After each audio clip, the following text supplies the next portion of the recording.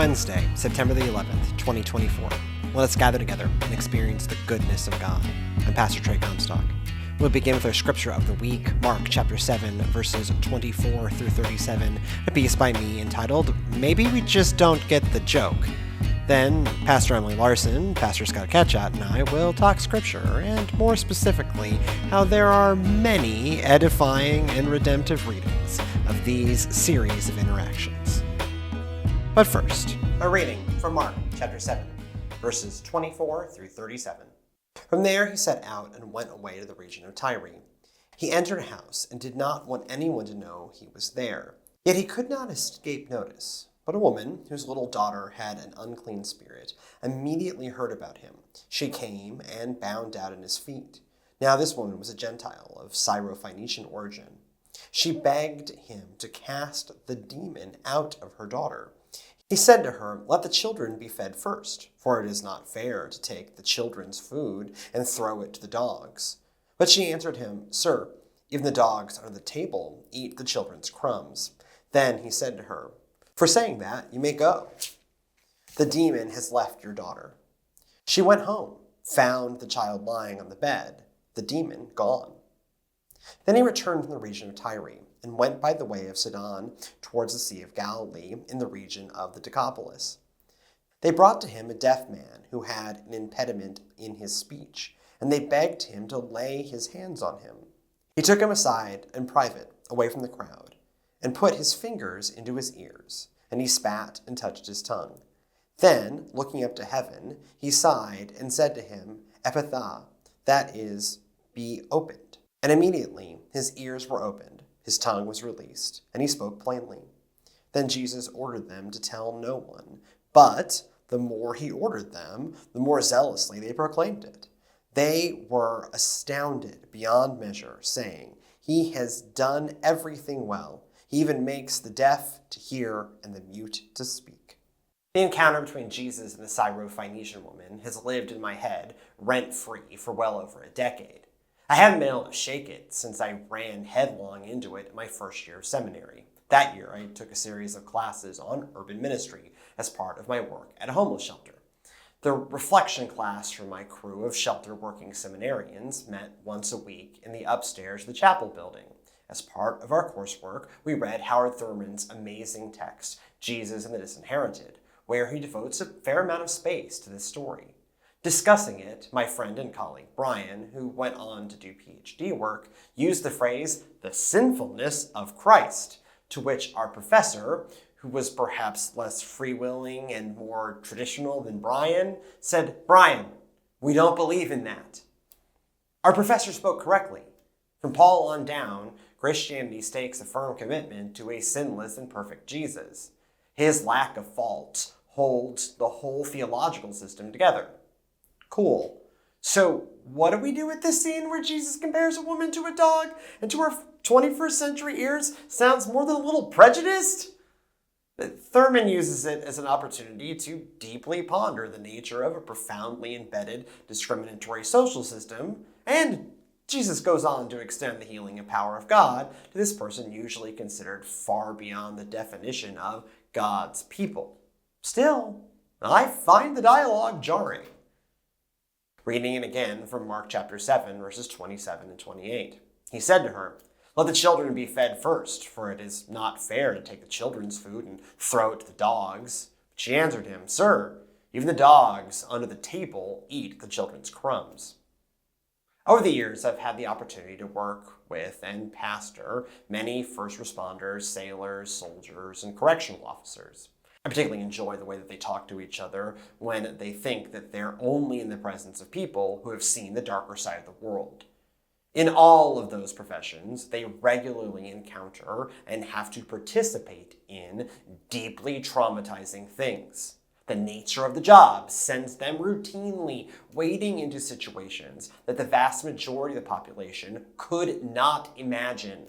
War movies, cop shows, medical dramas, and reality TV prison exposés don't begin to capture the experience. They process never-ending streams of horrors by telling competitive stories of how bad they had it, teasing each other, and concocting truly dark jokes about what they go through. To an outsider, it feels off-putting. Can they talk so casually about violence and death? What's wrong with them? It's why they only tend to talk to other folks who know that end of the world. They don't want your shock or pity. They just want to communicate the extreme nature of their lives in a way that feels safe. Thus, you get an endless stream of, "so this one time," followed by deeply guttural laughing. As a kid living in Belgium, I got a thrill every time that I heard an American accent in public. At home, school, and church, I had plenty of Americans in my life. Antwerp International School had students from around the world, but at least a third of my fellow students hailed from the good old US of A. However, whenever we stepped out beyond this narrow community of a few hundred expats, the background dialogue of the world became incomprehensible, and to my elementary school mind, intimidating. I remember the Belgians being nice, but it all reminded me of how far that I was from home. So when I heard that specific sound that only Americans make float into my ears in a restaurant, museum, walking street, or toy store, I felt a point of connection, of shared experience. When the broader world around you doesn't share your experience, you find ways to cling to the people who do. Minority communities and oppressed people around the world have had their own versions of this since the dawn of time. All communities form their own codes of conduct, and often, when your code of conduct doesn't match the ambient culture, you code switch to match and blend in. However, when you find someone in a culture with a different code who has the same code as you immediately have a powerful point of connection. Maybe they came from the same culture, language, country, or ethnic group. Or like soldiers, sailors, first responders, correctional officers, cancer survivors, or new mothers, maybe they have the same life and perspective-altering experience. I wonder if this captures the relationship between Jesus and the Syrophoenician woman.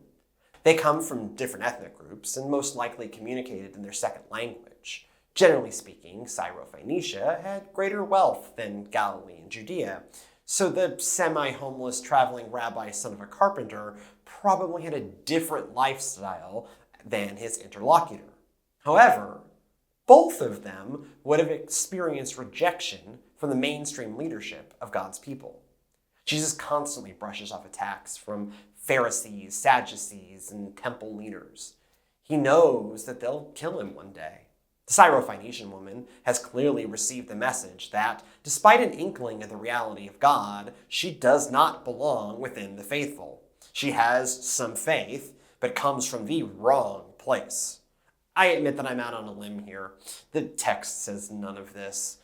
Still, perhaps, Jesus and the woman are telling each other a dark joke, in the same vein as first responders, soldiers, sailors, and correctional officers tell jokes about their trauma. Jesus calls her a dog, not as an insult, but with a wink and a nod to knowing what it feels like for God's people to treat him as less than. She responds smiling, knowing the feeling with a quip about getting the crumbs. Jesus does the requested healing, and they both walk away feeling warmed by an encounter with another who truly knows what it's like. From the outside, how they talk to each other appears weird and mean, but maybe from the inside, they felt comfort and a safe way to process what keeps happening to them at the hands of God's people. So as you just heard in the piece, this is a scripture that I think is both really important and parts of it are profoundly strange. The interaction between Jesus and the Syrophoenician woman in particular, the healing of the deaf man, this is a very standard kind of Markan miracle story. Mark loves the healing stories. He loves the healing stories. And he loves the little mystery element to the healing story. I'm going to do the healing, but don't tell anybody. And then everyone tells everybody anyways. Yep. Because they can't help themselves. Cool. That's pretty normal. And it fits in with the theme. These two passages pair well. But one is just, and this is what the piece, my sermon touched on both. This is one where I was doing the sermon in both languages this week. And so it was interesting finding the right words because I just don't necessarily have all of them off the dome. But like my sermon went on both, and there is like this theme of acceptance, right? Of God's healing being for everybody, regardless of like increase in social standing or their own standing, right? A Syrophoenician is kind of an enemy nation, certainly an utter outsider. A person with disabilities, even today, suffer to find social recognition. You even just watching like the Paralympics on Peacock, a streaming service I hate, is good, but it's nothing compared to the Olympics 3 weeks ago. Right. And this is in 2024, and they're even trying, but it's not like, so you can imagine flashback 2,000 years where a person with disabilities is going to land, right? But Jesus and the Syrophoenician woman is just like, what is happening here? And that is where I spent my week last week trying to come up with, admittedly, like, this is a different read. They do not teach you this read in seminary. This is the read that I cooked up of, we don't get the joke. They are telling a joke. They are communicating to people, communicating with each other the way oppressed and traumatized people often communicate with each other, through dark humor. This is a me take. This is not a this is not a commentary's take, but the more I thought about it, the more that made sense to me in that moment.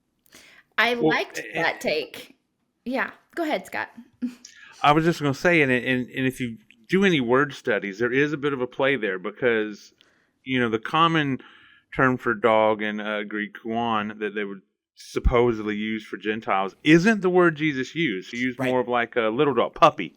Yeah. A puppy, which in of itself, a puppy has to be taken care of. And so there's that kind of a play there, what's going on.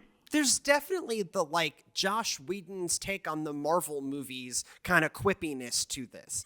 The question to me is, they're definitely being quippy. They are quipping at each other. Oh, yeah. It's just, is this mean quippy or is this shared joke quippy? Right? Because he quips at her and she quips back at him. And I chose to attempt to find a redeeming read, because there are some really unredeeming reads of this. Yes. It could be. That's the uncomfortable one, that when you first read the scripture, you go, wait a minute. Right. And the fact that it's not even just dog, it's like little yippy dog, right? Like it's Chihuahua. Yeah. It's not like beloved pet that, guards the family or the sheep or whatever. This is like little yippy dog. This is annoying yappy dog. It's hard. Right. I mean, I literally had a separate slide that went, wait, did Jesus just call her a dog? Uh-huh. I mean, we're talking about did. Jesus not reacting in the ways we expect it. Jesus calling somebody a dog does not roll into my radar of what I expect him to do. Right. It's why this text often gets passed over in the lectionary. And why I wonder if the lectionary writers put the healing of the deaf man after this, because to maybe you can just read this and glaze over it and then hit on a bread and butter healing that's really easy to interpret. Jesus is just utterly loving to this guy, even gives him privacy to go through whatever this process is, and then he comes out stoked and transformed, and then the community is so happy for him that it celebrates. It's just this lovely, heartwarming, utterly redeeming story that is just so easy. That's you could teach that one to children, right? This is so just lovely. And it should be. Like, it is just a show of God's love and God's ability to give humanity and dignity even to people that society pass over, right? Again, Yes. I'm joking about it because it's just paired next to this utterly confusing thing. But there is not some like secret, oh, it's bad actually. No. The story of the healing the deaf guy it's just a good story. It's just nice. I just think the lectionary assemblers put these two stories together to give preachers an out. Well, if you To really throw feel you like a you have to- bone.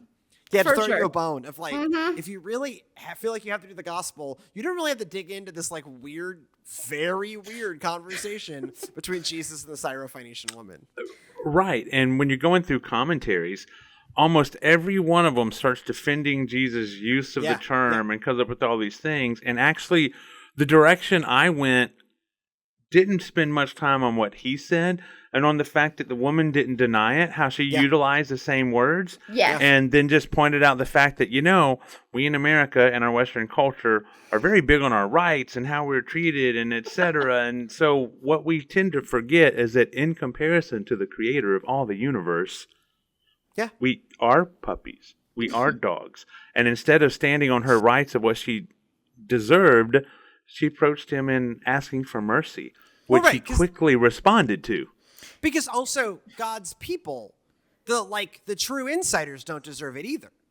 Right? There is this element of, whether they're being quippy for fun or quippy for not fun, she approaches Jesus in a much healthier way of saying, you're right.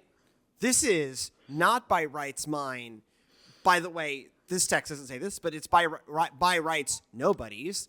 It is God's gift. It is a gift, and that is the joy of it. But we do, and I've preached about this a lot. We've talked about it a lot in this show. We have a real love of taking this all for granted, and then we don't step back and think about how big a deal this is. That the divine creator of the universe takes time to care for us. Like, that's a huge thing. And God doesn't have to do that. It's just God's righteousness that chooses it. And so there is this, she is actually a good model for approaching God of going, no, I don't deserve it. And yet, oh my gosh, you did it anyways. Yeah, I think that might be why I like this particular reading of her being snarky, of her quipping straight back to Jesus, because she has she's crossed gender lines, she's crossed ethnic lines, she's crossed religious lines to come and even just request this for the sake of her child. And so being strong enough, being snarky enough to go, oh yeah, well, let's quip right back, and she wins the argument, right? She wins. When moms are desperate for their kids, they don't take no for an answer. Exactly. Well, right. And the approach that I took was simply, let's make this that this is an inside joke. Yes. That because you also have to frame, I picked up a lot on the social position of Jesus as one who is also continually getting beat up by God's people who he came to save. Right? He's no sooner born than some of the leadership of God's people, aka Herod, try to kill him. Right?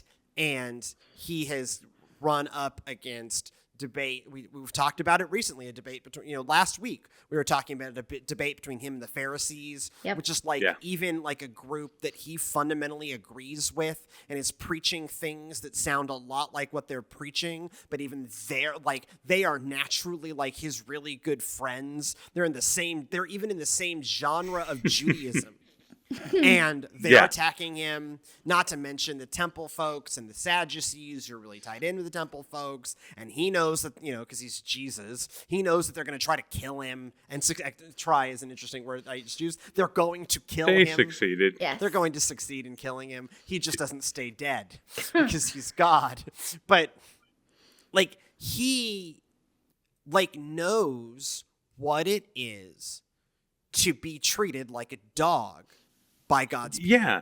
When you take this analogy and you look at it in hindsight, the children who he mentions need to be fed first are the very ones that end up making him become the dog and the way they treat him all the way up to the point of the crucifixion. Right. And it's and just so crazy. All the way through. You know, I am in the middle of writing a Christmas play that hopefully will get performed this year. And so it's great. It's grounded in the work of Wes Anderson, the Grand Budapest Hotel. It centers on I've never centered on the innkeeper before, so it centers on the innkeeper. But so I'm back in the Matthew and Luke stories, and so the wise guys go to the scribes. And go to Herod, and Herod goes to the scribes, and the scribes are like, "This is the dude." And then, Scott, the line that you delivered so well in one of our previous Christmas plays. And so then Herod's like, hey guys, tell me when you find the kid so I can go and pay him homage. Right, like they know. Like the temple hierarchy know, because they've known since Jesus was born now 30-something years ago that this is the dude. And even still, they treat him like a dog. Yep. Bite the hand that feeds them, so to speak. Right. We're going to continue with the dog imagery. And so that is doubt. where my whole, like, this is, you know, two African-American students, you know, giving each other what's up in the lunchroom, right? Like that, to me, that's the, like, or you know what often happened at Theology on Tap, where a whole bunch of, you know, correctional officers and ex-service members and law enforcement would swap stories and you know, I get grafted in there as a, you know, as an ex-missionary who saw some stuff too.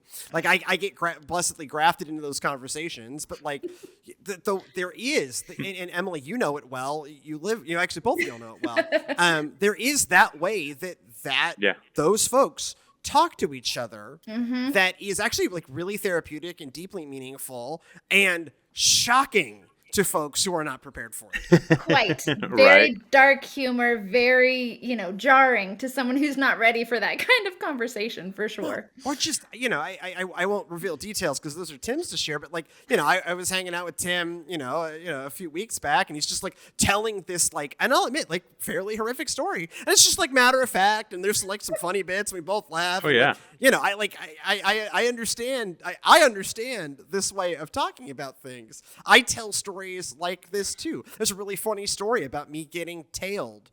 I have like $3,000 worth of stuff in my backpack. I have our main production laptop. I have the camera that everything runs on. I have our passports for reasons of just a failure of operational security. And I'm getting tailed through one of the poorest neighborhoods of South America.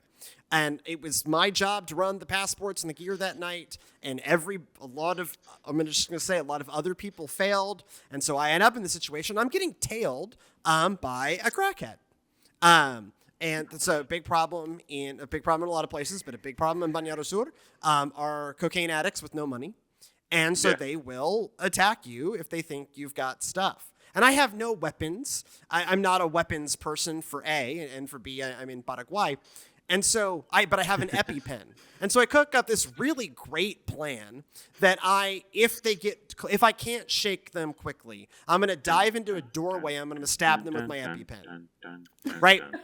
And so blessedly, I shook them. And this is what, like, I'm falling into the pattern. Like, this is a deeply traumatic story, but like, this is how you talk about it. Right. And so I envision that pattern for Jesus and the Syrophoenician woman, because it still maintains that, like, her humility, knows she's got to ask for it. No, by the way, none of us should, but it also lets this be not what my friend Brian called the sinfulness of Jesus, to which our professor like record scratched and went, Brian, it's just not a thing we believe. Like, dude, like, nah. But then but back to, you then need to really think hard about this text, because it could just look like Jesus is discriminating against this woman. Right. And in the reality, there could be an aspect of it being the humanness of Jesus, because this starts off with him seeking solitude. Yeah. Different than isolation. We all need solitude. You understand this even far more than I, of needing to get away from people so that you can deal with people better. Yeah. Later on. And so just that, now's not the right time, lady. I've got a little timeline of how this is going. And then she quit back of, but now's when I need it. Yeah. So I taught this now, I guess it must have been like 6 years ago, because it's every 3 years. And so I taught this in my first few months at Grace. And the way I framed it there, and I think this is also, I still stand by this frame, because I spent tons of hours on this text that time too, is we are watching Jesus. If Jesus is fully human, humans learn.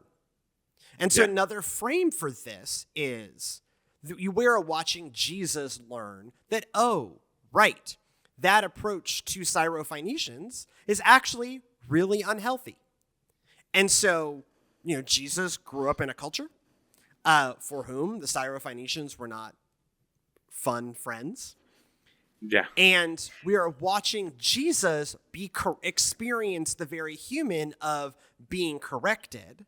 And we are watching what is the perfect version of being corrected. You accept the correction, and then you do the thing, right? You show the love. And I think that is another frame I have given this text. Yes, not the sinfulness of Jesus, but the graciousness of Jesus, the humility of Jesus here. A lesson that we all can learn, because we're not always good at accepting correction. We are not always so gracious when we are not right or when we don't win the argument, right? Well, and for Jesus to be fully human, that means he must be a learning machine. Yes. Right, because part of being fully human is to develop, right? Like this is the, like, if we frame this theologically, one of the things where, this concept from Immanuel Kant comes up more often than I ever thought it would, but this idea of God being wholly separate, wholly other from humanity. Well, so one of the ways theologically that gets framed is God never changes and humans change all the time. Mm-hmm. And so to be fully human is to, and so obviously we know Jesus grows up. Have some aspects of change.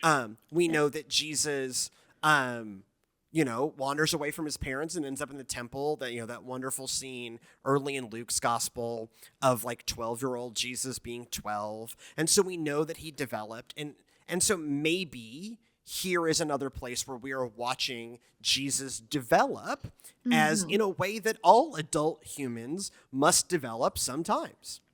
Yes. And I think it's important when you are trying to combine that, realizing that even for our own selves, there's a difference in willful sin, willful mistakes, and just an actual mistake out of ignorance or not knowing and stuff like that, which is not sin.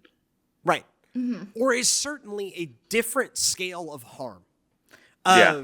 Like, oh, Jesus, and this pulls on what Howard Thurman wrote about this in Jesus and the Disinherited, is like, look, the culture you grow up in is just a really powerful force on shaping all of us and the way that we see the world. Mm-hmm. When I in Kenya, we had a college student that was staying in the, like, we called it the guest house. That's really overstating the quality of this facility. It's where we lived. We lived in what was called the guest house. It was like everybody else's houses, but it's where the people not from the village lived.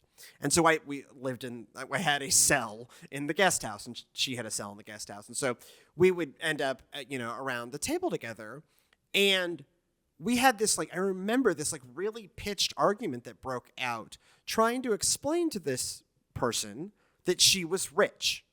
Because she was from probably, like, back home in the States, like a lower middle class background, right? Where her parents had to work really hard. She was in college, but her parents had to work really hard to put her through college. And, like, she was not able to have a lot of the luxuries that America can provide when you've got the right money. And so she was coming from a perspective like, no, like, I am the daughter of working parents. I've had to scrimp and save just to put my life together. I am not a rich person. But the ambient, like, money capacity of our village is everyone's living on less than $1 a day. And actually, if you spread that out across, but it was like $1 per day per household, and there could be 12 people in the household, right? These folks had literally nothing. Yeah. And so compared to them, a family that made, I don't know, I'm going to make up a number. I never asked. But let's say that like her family made $70,000 a year, which is not a ton of money in today's economy, or it was not a ton of money 12 years ago when I'm having this argument with her. But like compared to $365 a year across 12 people, you are rich. Right. But like that frame, that powerful frame of living in one place where relative to the ambient wealth around it, I drive through every morning. I drive through one of the richest neighborhoods in Houston. Right. And I live a comfortable middle class existence. Sydney and I have been blessed. I'm not sure I ever thought I'd get to where we are. And even still, it's never enough. Right. But like I'm doing fine. But I drive through some of the richest neighborhoods in Houston every day to drop off my son. And like that can be real. That can really shape your perspective. But when you land in a place that's really different, there's an entirely different set of norms. Like that perspective that you are from fundamentally is this powerful draw. And one of the ways to read this story, we have cooked up 3 or 4 because it is just a complicated story, is you're watching Jesus encounter a wildly different lived experience and change his behavior because of it. Yes. Yeah. And that's a good example for all of us, because the reality of it is all of us are going to face things that should encourage us to change our perspective, or at least given the opportunity. Whether we do so or not is sometimes another thing. But that's part of our growing, and since that's what we're supposed to do in discipleship and being made more and more like Jesus on this road of sanctification, then we should be grasping those opportunities to go, hey, maybe my perspective needs to be different in this. Yes. And that perspective may change because of someone that you don't expect, like a Syrophoenician woman, like someone who is across boundaries different than yourself. Absolutely. Well, and why I took the sermon and kind of this whole the framing of this story from the preaching perspective in a different direction is just regardless of what is happening in that interaction, the results of it are the same. Mm-hmm. Because the Syrophoenician woman, who is an enemy, in Spanish, un enemiga. I like do this in Spanish, so I had to learn, I had to go back over some vocab. But like, she is an enemy, and and a person with disabilities often experiences social rejection. So this is an enemy, and potentially a social reject, and in normal structures of society, those are folks that don't get the good stuff. Right? You don't give the good stuff to the enemies. Social rejects experience rejection, ergo, not the best parts of society. And both of these folks get the best that Jesus has to offer. Individual and getting and the things, exactly. Getting the things that they need in the way they need it. One of the things I talked about when referring to the deaf mute is the fact of this would be an individual that was probably on spectacle the majority of his life, very likely having to beg and all of that. He takes him off to the side. Yeah. And this is someone that in their society, because of them thinking, hey, he's mute, it might be because of a demon, or it might be, they're impure because of the disability. Right. There have been a lot of places he was not allowed, and he probably didn't have as much actual physical touch. So we see 2 examples. Jesus just says, oh, yeah, go home, your daughter's done. This guy, he took the time to touch him, to, spit and touch his tongue. Don't know what all that's about. But he gave different him, because, norms.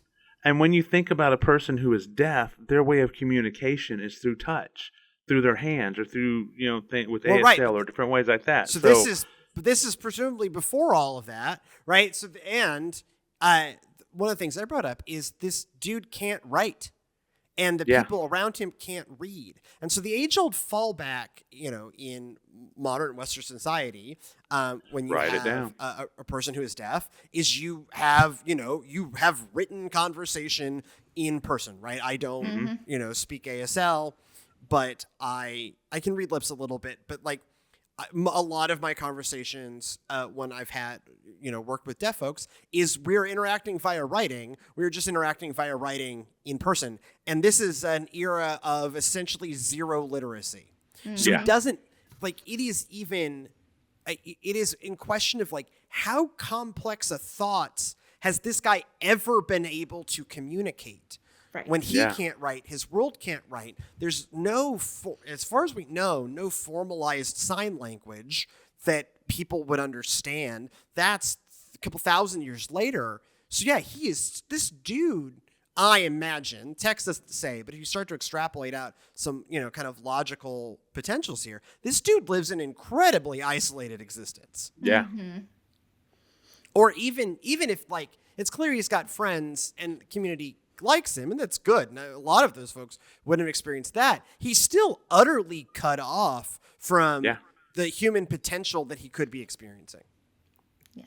So the way that Jesus heals him with as much human dignity as possible is so important. Yeah. Well, the joke I told in worship was like, look, Jesus had 3 years to save the whole world. Jesus' earthly ministry is like 3 years. And in 3 years to save the whole world, he takes, I don't know, an hour to like hang out with this guy and like really focus on his dignity and care and healing. Like that says a lot about Jesus' care, right? That Jesus does actually take the time. I worked in the field of public health. Public health is all about population levels. Doctors care for individual patients, right? But like Jesus does the like big picture save humanity thing. But his lived experience is a lot of this like deep individual care and attention. So pop quiz, Scott, you're going to get this. You'll probably get this faster. Emily's probably heard this joke. What's the largest crowd that Jesus ever played to? Oh, I don't The know. largest crowd he ever played What's the to? largest crowd? According to the Bible, what's the largest crowd Jesus ever played to? Well, off the top of my head, you think of the feeding of the 7,000 with the women and children and all of that. Yep, that's probably the biggest. That would be a bad worship attendant Sunday for Joel Osteen. Right? That would be a bad Sunday at Joel's shop, at Gateway, any of those places, right? Like that would be a bad Sunday for Joel Osteen. And this is Jesus, where Jesus, if you look at like just like start to do the big picture literary analysis of how does Jesus use his time. He does occasionally preach to large crowds, but often it's like a small group of people or just the 12 or like I'm going to hang out and do mouth surgery with this deaf guy or I'm going to have a quippy conversation with the Syrophoenician woman. And maybe the crowds notice and maybe they don't. Maybe Jesus says, hey, go and tell people about this. And maybe he does the very Mark thing of like, don't tell anybody. And then they tell everybody anyways. But like Jesus, so much of Jesus' time is he does achieve the big picture save humanity thing. But he models a ministry and a way of being that is so profoundly interested in individual care and attention. Yeah. Reminds me of this. So if you go visit some of those, Joel Osteen megachurch type places, there are like where you can, it's pay to play is what it is. Yeah. It's, you can pay to meet the pastor, right? Yeah. You can pay to have a one-on-one with the pastor after the service. You can, or to meet the band or to whatever, right? So it used to be that if you were a certain type of conventionally attractive and brought your Bible, you would be seated in the area closest to Joel so that you would show up on camera. Yeah, so the cameras would pick up the conventionally attractive person, but it was very important that you brought a Bible. Yeah. That was the other, like, that was the prop. Yeah, there you're right. Look, I was blessed. I was once blessed. I may not now be blessed, but I was once blessed. The media team for Joel are just like every other media professionals you've ever worked with. You email them and ask them something and they will get back. They got back to me at the age of 21 as an intern, right? Like they were really nice. And so I got the backstage tour and I got to be within 6 feet of Joel as he walked by and I waved. I got to, as he was walking, he was transiting the bookstore, and I was positioned so that I would be in the presence of Joel. So, it can happen. But Jesus, who is the actual presence, didn't act like that. Like, yeah, thankfully. It's actually, I shout outs to Adam Hamilton. Who is one of the few United Methodist megachurch pastors. A lot of his stories that he tells are him having individual interactions with members of the congregation like a normal pastor. Yes. Like I was sitting with this person as they were dying and I learned this profound lesson for them. Or this person came into my office and we had this one-on-one. Like he does not frame a lot of his stories on, and I think this is really healthy, not frame a lot of his stories. I was playing to 10,000 people and oh my God, It was a lot of that so much of the real work of the faith happens in those profound and intimate one-on-one interactions. Mm-hmm. Yeah, definitely. So if you have had that experience with Jesus, or that person who is been the hands and feet of Jesus to you in that way, email us, thegoodnessofgodpod@gmail.com, thegoodnessofgodpod@gmail.com. Everything we do here in the Servants Now Media Lab, including all of this cool stuff that we have now that we didn't have a month ago, is made possible by a generous innovators grant for the Texennial Conference in United Methodist Church. But we could use your support too.